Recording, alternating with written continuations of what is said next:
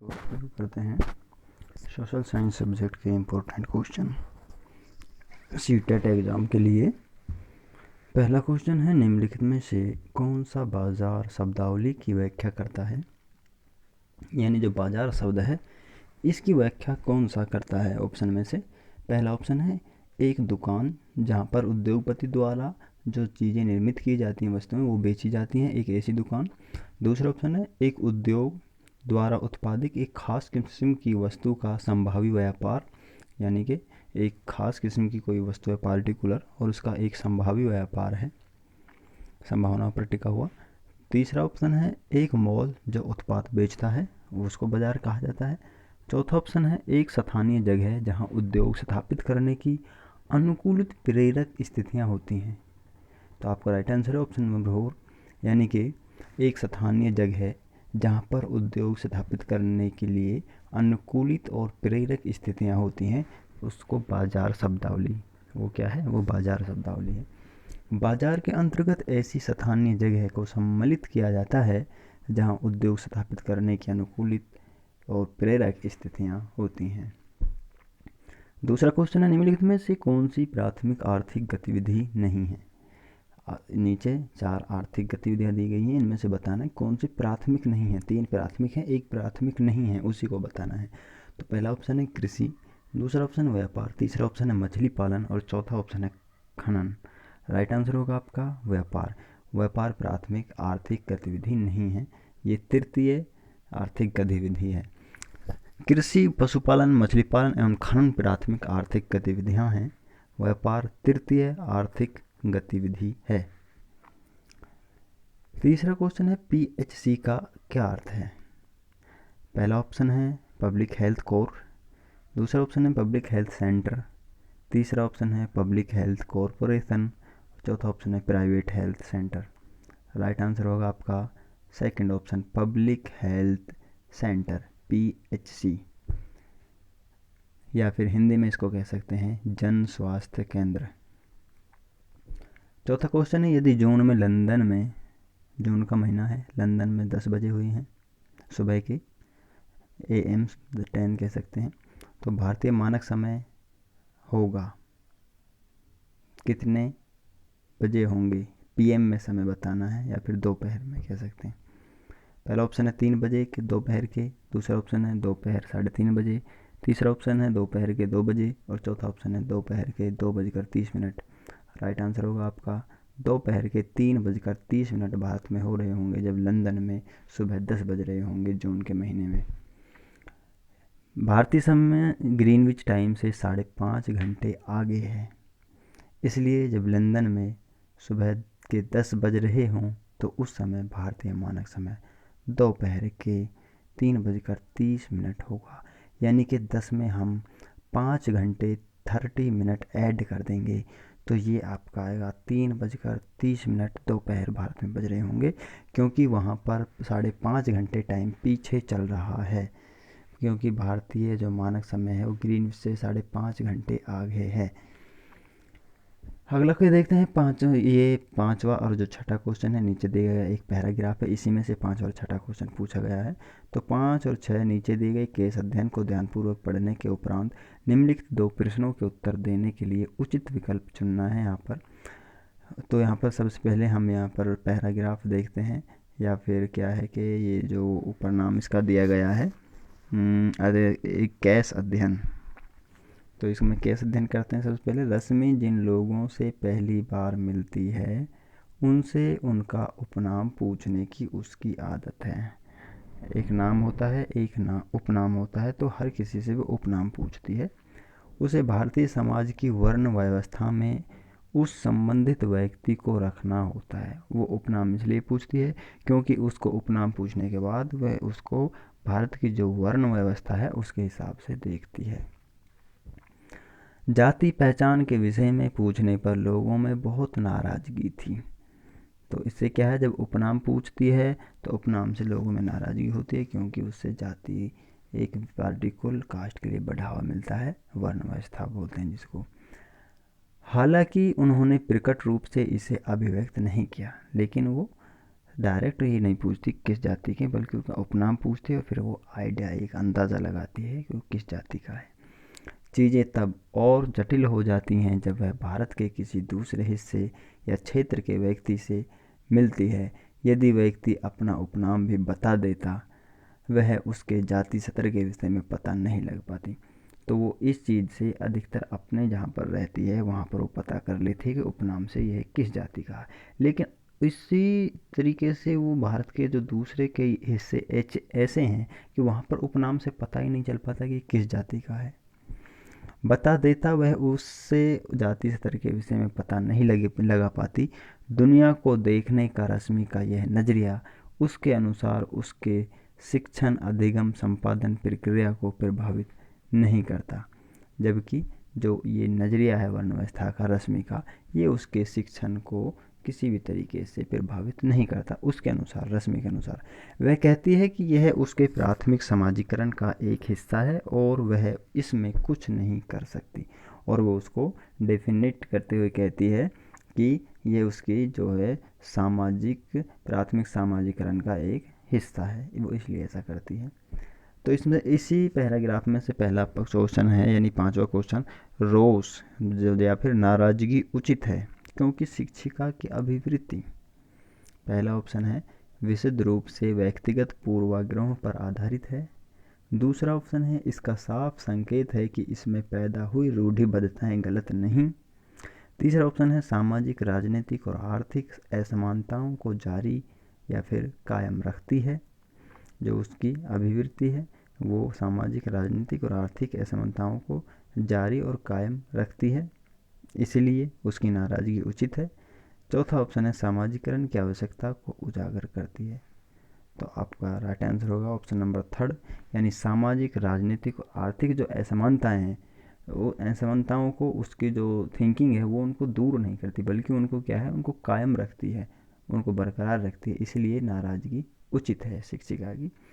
तो शिक्षिका द्वारा लोगों की जाति पूछने से लोगों में नाराज़गी उचित है क्योंकि उसकी यह अभिवृत्ति सामाजिक, राजनीतिक, आर्थिक असमानताओं को कायम रखती है।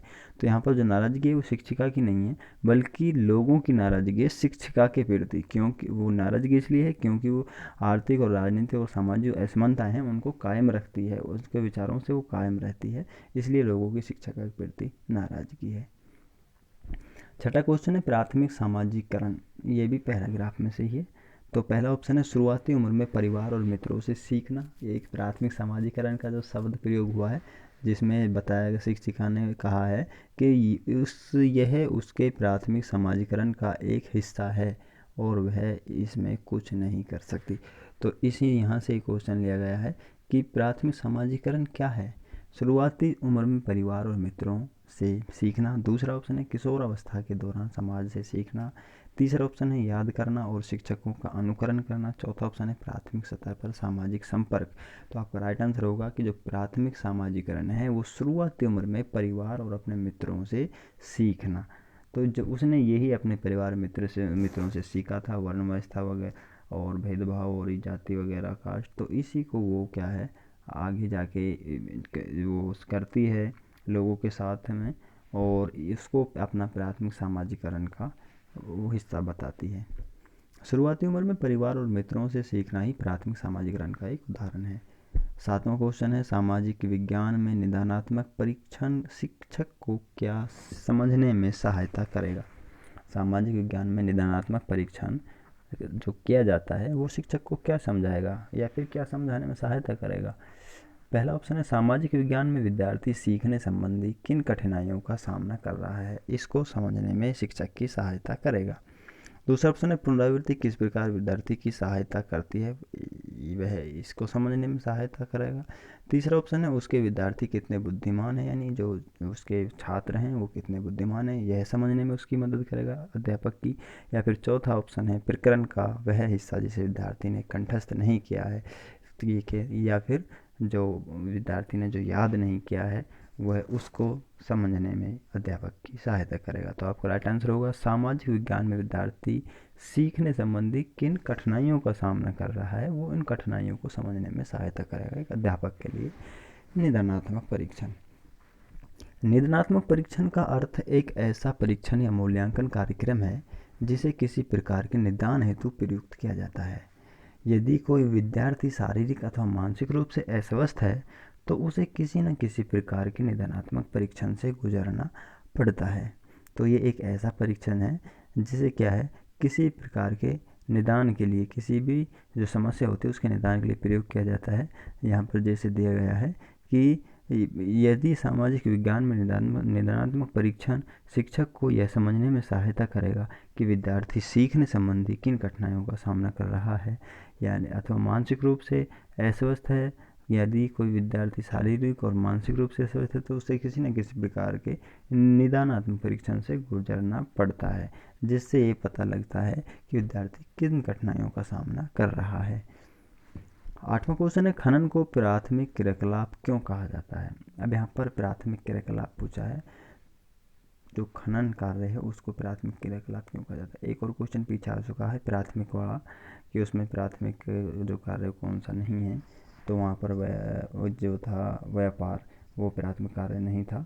बाकी जो कृषि वगैरह है सीधे प्राथमिक तौर पर ये कार्य किए जाते हैं, तो ये प्राथमिक कार्य हैं। इसी तरीके से खनन को प्राथमिक क्रियाकलाप क्यों कहा जाता है, ये तो स्पष्ट हो गया कि प्राथमिक क्रियाकलाप है या फिर प्राथमिक कार्य है, तो इसको प्राथमिक कार्य क्यों कहा जाता है ये बताना। पहला ऑप्शन है, यह मानवीय क्रियाकलापों के सबसे आरंभिक रूपों में से एक है इसलिए प्राथमिक कहा जाता है। नहीं, ये एक प्राथमिकता का पैमाना नहीं है। दूसरा ऑप्शन है, इससे सरकार को बहुत अधिक धन मिलता है इसलिए प्राथमिक कहा जाता है। नहीं, ये भी पैमाना प्राथमिक क्रियाकलाप का नहीं है। तीसरा ऑप्शन है, यह कर्मचारियों की सबसे अधिक नियुक्ति करने वाला है, तो ये भी गलत ऑप्शन है। चौथा ऑप्शन राइट आंसर है इसमें, भूमि के प्राकृतिक संसाधनों से उत्पादन शामिल है, क्योंकि जो खनन होता है इसमें जो भूमि, जो ज़मीन है उसके प्राकृतिक जो संसाधन हैं उनसे उत्पादन शामिल है, इसलिए इसको प्राथमिक क्रियाकलाप कहा जाता है। खनन को प्राथमिक क्रियाकलाप इसलिए कहा जाता है क्योंकि इसमें भूमि के प्राकृतिक संसाधनों से उत्पादकता शामिल है। अब यहाँ पर पैराग्राफ दोबारा से 9 और 10वें क्वेश्चन के लिए पैराग्राफ देखेंगे, उसमें से 9 और 10वें क्वेश्चन का आंसर देंगे। 19वीं सदी के आखिर तक खुद महिलाएं भी सुधारों के लिए बढ़ चढ़कर प्रयास करने लगी थी। 19वीं शताब्दी खत्म होते होते महिलाएं भी क्या थी, जो अपने आसपास बुराइयां देखती थी उनको सुधारने के लिए उनमें हिस्सा लेने लगी थी, उनमें पार्टिसिपेट करने लगी थी बढ़ चढ़कर। उन्होंने किताबें लिखी, वो पार्टिसिपेट किन किन तरीके से करती थी, वो किताबें लिखती थी, पत्रिकाएँ निकाली उन्होंने, स्कूल और प्रशिक्षण केंद्र खोले और महिलाओं को संगठित किया। तो ये इस कार्य करके उन्होंने इन प्रयास किए ये, और इनमें बढ़ चढ़कर महिलाओं ने भाग लिया। स्कूल खोले जिनमें पत्रिकाएं निकाली, किताबें लिखी, और सबसे बड़ी बात कि प्रशिक्षण केंद्र खोले, और उससे बड़ी बात सभी महिलाओं को इकट्ठा किया। 20वीं सदी की शुरुआत हो गई, शुरुआत से वे महिलाओं को मताधिकार, बेहतर स्वास्थ्य सुविधाएं और शिक्षा के अधिकार। तो 20वीं शताब्दी के शुरुआत होते होते क्या हुआ कि महिलाओं को मत का अधिकार, उनका बेहतर स्वास्थ्य और उनके शिक्षा का अधिकार, इनके बारे में कानून बनवाने के लिए राजनीतिक दबाव समूह बनाने लगी थी महिलाएं। 19वीं शताब्दी में तो वो क्या है, बढ़ चढ़कर अपने अधिकारों के लिए आवाज़ें उठाने लगी। उनके माध्यम अलग अलग था, पत्रिकाएं, स्कूल, प्रशिक्षण केंद्र आदि, बुक्स लिखना। और उस 20वीं शताब्दी के आते आते उन्होंने क्या है, अपना मत अधिकार, शिक्षा, स्वास्थ्य को लेकर के क्या है, कानून बनवाने के लिए राजनीति पर दबाव, सरकार पर दबाव बनाना शुरू कर दिया। सभी समुदायों से महिलाओं ने 1920 के दशक के बाद विभिन्न प्रकार के राष्ट्रवादी और समाजवादी आंदोलन में हिस्सा भी लिया, और इसी के साथ दबाव भी बनाया। और इसी के साथ साथ क्या है, 1920 के दशक आते आते यानी 20वीं शताब्दी में 20 साल बाद क्या हुआ कि अलग अलग प्रकार के राष्ट्रव्यापी और समाजवादी जो आंदोलन थे उनमें भी महिलाएं हिस्सा लेने लगी। 20वीं शताब्दी में जवाहरलाल नेहरू और सुभाष चंद्र बोस जैसे नेताओं ने महिलाओं के लिए और अधिक स्वतंत्रता व समानता की मांगों का समर्थन किया। इसी के साथ क्या हुआ कि जवाहरलाल नेहरू, सुभाष चंद्र बोस और इन जो बड़े बड़े नेता थे, इन्होंने भी महिलाओं के इनका समर्थन किया, और इनको और आगे इनकी जो मांगे थी उनका समर्थन करते हुए उनको और आश्वासन भी दिया और उनको और आगे बढ़ाया, समर्थन किया। राष्ट्रवादी नेताओं ने आश्वासन दिया कि स्वतंत्रता मिलने पर सभी पुरुषों व महिलाओं को वोट डालने का अधिकार दे दिया जाएगा। आश्वासन भी दे दिया उनकी मांगों के लेकर के, और उनका समर्थन भी किया। परंतु उनका आह्वान था कि जब तक स्वतंत्रता नहीं मिल जाती तब तक महिलाओं को अंग्रेजी राज विरोधी संघर्ष में ही जोर लगाना चाहिए। तो उन्होंने महिलाओं के उसका सम्मान किया उनको, पर उन्होंने जो महिलाओं की ताकत की उनको एक दिशा दिखाई कि अभी इन चीज़ों का कोई फ़ायदा नहीं है, अभी तुमको ये जो अपनी ताकत है, जो एकजुटता है, जो संघर्ष है, ये अभी आपको स्वतंत्रता के लिए दिखाना है अंग्रेज़ों के विरुद्ध। उसके बाद में फिर हम उनके लिए आश्वासन दे दिया कि आपके लिए वोट का अधिकार दे दिया जाएगा। ये जो पैराग्राफ लिया गया है इसका जो स्रोत है, यानी ये कहाँ से लिया गया है, ये हमारे अतीत बुक्स का नाम है थर्ड क्लास की, उसके भाग नंबर 2 से। हमारे अतीत फर्स्ट भाग, सेकंड भाग, 2 भाग हैं हमारे अतीत बुक्स के। थर्ड जो क्लास की जो बुक्स है उसी से ये पैराग्राफ लिया गया है। तो इसमें से 9वां क्वेश्चन है, महिलाओं के अधिकारों के संबंध में निम्नलिखित में से कौन सा कथन दिए गए अनुच्छेद के आधार पर गलत है। तो पहला ऑप्शन है, स्वतंत्रता संघर्ष से जुड़ने के लिए सभी समुदायों से अनेक महिलाएं आगे आईं। दूसरा ऑप्शन है, महिलाओं को राष्ट्रवादी नेताओं का समर्थन प्राप्त हुआ। तीसरा ऑप्शन है, महिलाओं के लेखन को सराहा नहीं गया। चौथा ऑप्शन है, अब महिलाओं ने अपने राजनीतिक अधिकारों सहित अपने अधिकारों की मांग के लिए आवाज़ उठाई। तो पहला कार्य भी महिलाओं ने किया था, उन्होंने स्वतंत्रता के लिए संघर्ष किया था और अलग अलग समुदायों से अनेक महिलाएं आगे आई और जुड़ती चली गई। दूसरा ऑप्शन, महिलाओं को राष्ट्रवादी नेताओं का समर्थन भी प्राप्त हुआ, जैसे जवाहरलाल नेहरू, सुभाष चंद्र बोस, इन्होंने आश्वासन दिया और समर्थन किया महिलाओं के इन कार्यों का, इस आवाज़ का, इस संग। तीसरा ऑप्शन है, महिलाओं के लेखन को सराहा नहीं गया। तो ये गलत है, क्योंकि महिलाएं जो अपनी आवाज़ उठाती थी लेखन के माध्यम से, पत्रिकाओं के माध्यम से, बुक्स के माध्यम से, तो उनको सराहा भी गया था। तो ये गलत ऑप्शन है, ये इस क्वेश्चन का राइट आंसर होगा। चौथा ऑप्शन है, जब महिलाओं ने अपने राजनीतिक अधिकारों सहित अपने अधिकारों की मांग के लिए आवाज़ उठाई। ये भी ठीक है, वो महिलाओं ने क्या था, अपने राजनीतिक अधिकार और अपने अधिवेश जो सहित अपने जो उनके अधिकार थे उन और उनकी जो मांगे थे उनको लेकर के आवाज़ उठाई। दिए गए अनुच्छेद से निष्कर्ष निकाला जा सकता है कि विकल्प महिलाओं के लेखन को सराहा नहीं गया गलत है। 10वां क्वेश्चन है, भारत के राष्ट्रीय आंदोलनों के नेताओं द्वारा प्रयुक्त रणनीति से संबंधित ऊपर दिए गए सारांश के आधार पर निम्नलिखित में से कौन सा सबसे बेहतर निष्कर्ष निकाला जा सकता है। तो यहाँ पर निष्कर्ष निकालना है, ये जो पैराग्राफ दिया गया है इसका, और किस वेज में निकालना है, इसमें निकालना है कि जो रणनीति से संबंधित जो ये ऊपर जो दिया गया है पैराग्राफ, ये रणनीति से संबंधित पैराग्राफ है। तो इसमें से आपको सबसे बेहतर से निष्कर्ष निकालना है इस पैराग्राफ के लिए। पहला ऑप्शन है, स्त्रियों और पुरुषों को लेन देन की नीति का अनुपालन करने के लिए प्रोत्साहित किया गया। दूसरा ऑप्शन है, भारतीय महिलाएं अपने भाषणों द्वारा अनेक लोगों को आंदोलन में शामिल कर सकती थी। तो ये भी नहीं है कि भाषण द्वारा वो अनेकों लोगों को शामिल कर सकती थी, बल्कि वो खुद एक हिस्सा थी आवाज़ उठाने का और उसको जो उनको गलत लग रहा था अपने आसपास उसको दूर करने के। और जो पहला ऑप्शन है, स्त्रियों पुरुषों को लेन देन की नीति का अनुपालन करने के लिए प्रोत्साहित किया गया। तो इस तरीके इसका भी ये भी सारांश का पैराग्राफ का नहीं बनता। तीसरा ऑप्शन है, राष्ट्रवादी नेताओं ने महिलाओं को उनके अधिकार दिलवाने के लिए समर्थन मांगा और वादा किया कि स्वतंत्रता के बाद उन्हें वोट देने का अधिकार दिलवाएंगे। और यहाँ पर आपका चौथा ऑप्शन है, स्त्रियों की भागीदारी स्वतंत्रता संघर्ष को और अधिक आकर्षक बनाएगी। तो यहाँ पर आपका ऑप्शन नंबर 4 इसका हम सबसे बेहतर निष्कर्ष होगा, ऑप्शन नंबर 4, यानी जो स्त्रियों की जो भागीदारी होगी स्वतंत्रता संघर्ष में वो उसको क्या है, अधिक आकर्षक बनाएगी।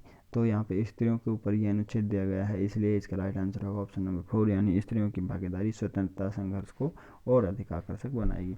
दिए गए अनुच्छेद से निष्कर्ष निकाला जा सकता है कि स्त्रियों की भागीदारी स्वतंत्रता संघर्ष को और आकर्षक बनाएगी, यानी कि और लोग उसमें क्या है स्वतंत्रता आंदोलन में जुड़ेंगे और उसको मजबूत बनाएंगे, जिससे स्वतंत्रता आंदोलन आकर्षण का केंद्र बनेगा।